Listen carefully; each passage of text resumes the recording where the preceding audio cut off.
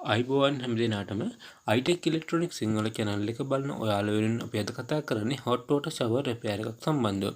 මේක ඇත්තට මේ model number එකක් මුකුත් දාලා නැත්තේ මේක repair tip එකක් නිසා. මේ නිතරම අපිට හම්බෙන fault එකක් තමයි මේ repair fault එක. ඒක නිසා මම කල්පනා කරා ඔයාලටත් ඒ සම්බන්ධව tip එකක් දෙන්න ඕන කියලා. බලමු මේ set එකේ කොහොමද voltage තියෙන්නේ කියලා.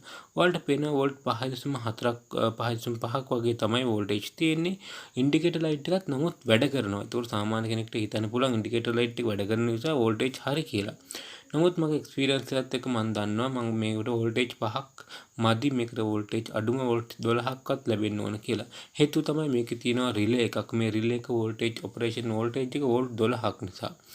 මම දැන් voltage අඩු නිසා මේකේ voltage හදන්නේ කැපැසිටර් එකෙන් නිසා කැපැසිටර් එකේ value එක check කරනවා. value එක check කරාට පස්සේ මට දැනගන්න හම්බෙනවා මේක value එක අඩු වෙලා තියෙන්නේ කියලා.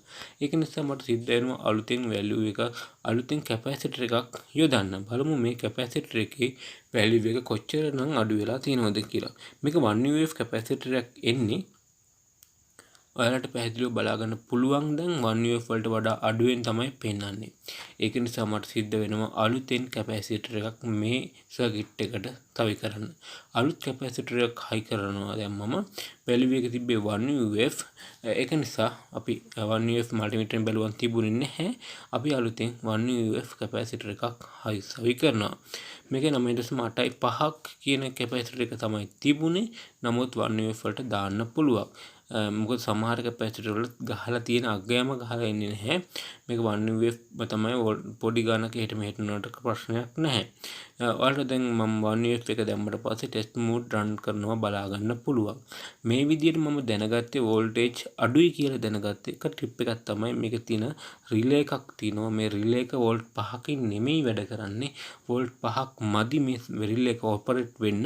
ඒකෙන් තමයි මම දැනගත්තේ මේකට ලැබෙන්න උවමනා කරන වෝල්ටේජ් එක නෙමෙයි මේ ලැබෙන්නේ ඊට වඩා අඩු වෝල්ටේජ් එකක් කියලා. අඩු වෝල්ටේජ් එකක් කියලා දැනගත්තේ වෝල්ටේජ් මැන්නට පස්සේ 5.5ක් තිබුණා. රිලේ එකේ ගහලා තිබ්බ වෝල්ටේජ් 12කින් තමයි මේක වැඩ කරන්න කියලා.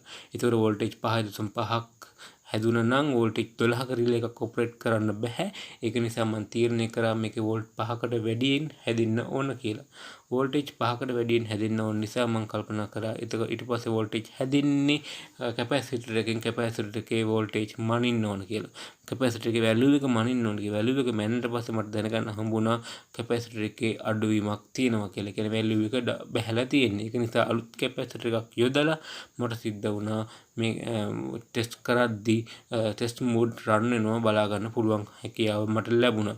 හේතුව තමයි මේක ටෙස්ට් මෝඩ් වැඩ කරන්න ඕන. අනිත් ඔපරේෂන් මොනවත් චෙක් කරාට වැඩක් නැහැ. ටෙස්ට් මෝඩ් වැඩ කරන්නේ නැත්නම් ටෙස්ට් මෝඩ් තියෙන ELR කියන සර්කිට් එකේ ඔපරේෂන් එක චෙක් කරගන්න ELR සර්කිට් එක තියෙන්නේ වතුර ලයින් එකේ earth leak එකක් આવොත් on කරන. ඒක නිසා අනිවාර්යයෙන්ම protection on වෙන්න ඕන. protection on වෙන්න ඕන කියන වලට බලාගෙන පුළුවන් පැහැදිලිවම voltage 11.9 එකක් පෙන්නනවා.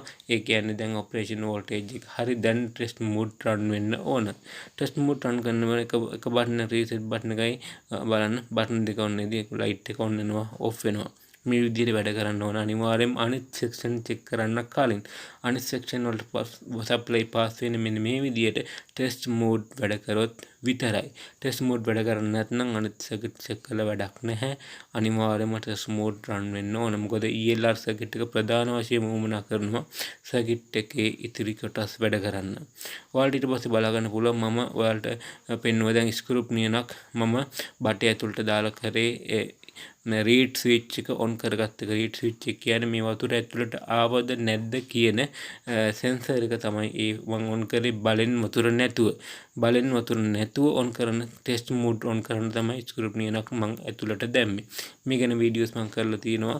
මේ කියන්නේ අපි සිංගර් එකේදී වල දැක්කා මේ අනිත් පැත්ත හරවල තමයි රිපෙයාර් එක චෙක් කරේ. ඒක නිසා මේකෙදි ස්ක්‍රූප් නියනක් දාලා ඔයාලට රිපෙයාර් එක චෙක් කරගන්න පුළුවන්. iTEC ඉලෙක්ට්‍රොනික සිංහල channel එකත් එක්ක එකතු වෙලා මම හිතන්නේ අද ඔයාලා යමක් ඉගෙන ගන්න ඇති. ඔයාලට හදාගන්න බැරි item එකක් තිබුණොත් පහළ තියෙන WhatsApp නම්බරයට WhatsApp message එකක් දාලා ඔයාලට ගෙනත් දෙන්න පුළුවන් අපි ආයතනයේට. සුබ දවසක් හැම දිනකටම iTEC ඉලෙක්ට්‍රොනික සිංහල channel එකත් එක්ක එකතු වෙලා හිටියට.